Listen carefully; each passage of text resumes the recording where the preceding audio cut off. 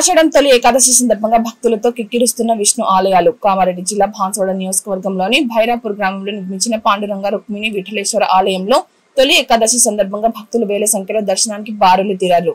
ఈ తొలి ఏకాదశిని సైన ఏకాదశి అని కూడా పిలుస్తారు. ఈ రోజు ఆషాఢ ఏకాదశిని భక్తులు అతి పవిత్రంగా జరుపుకుంటారు.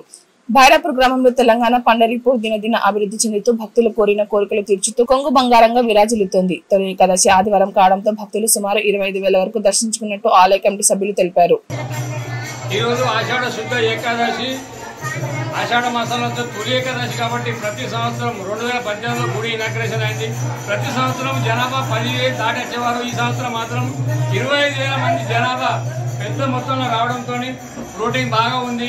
బాగా ఈ భక్త సులభుడైన పాండురంగుడు భక్తులు అంటే బాగా ప్రేమ కాబట్టి ఎంతో భావనతోని భక్తితోని భైరవపూర్ శ్రీకృష్ణ మందిరానికి విచ్చేస్తున్న భక్తులందరూ కూడా మందిరం తరఫున స్వాగతం సుస్వాగతం. అందరు కూడా ఇంతజాము చేస్తున్నాం. ఇక్కడ ఫలారం కూడా ఏర్పాటు చేసాం, ఏకాదశి ఫలారం.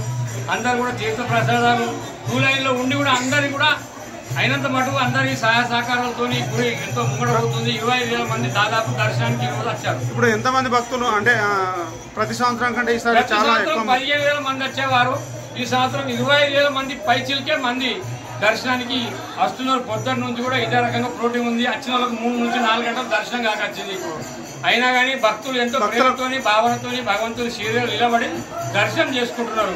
భక్తులకు అన్ని సౌకర్యాలు కల్పించారు. భక్తులందరికీ కూడా వచ్చిన వాళ్ళందరికీ కూడా ఏకాదశి ఫలారం ఏర్పాటు చేశాం. ఇక్కడ అందరికి వాటర్ సప్లై అన్ని రకాల కూడా సహాయ సహకారాలు మందిరం కమిటీ తరఫున ఈరోజు ఫలారం నసలవాడకు చెందిన రాములు సేటు గారి ఫలారం ఈరోజు ఏకాదశి ఫలారం నసలవాడ వస్తే రాములు సేటు గారు ప్రసాదం ఏర్పాటు చేశారు.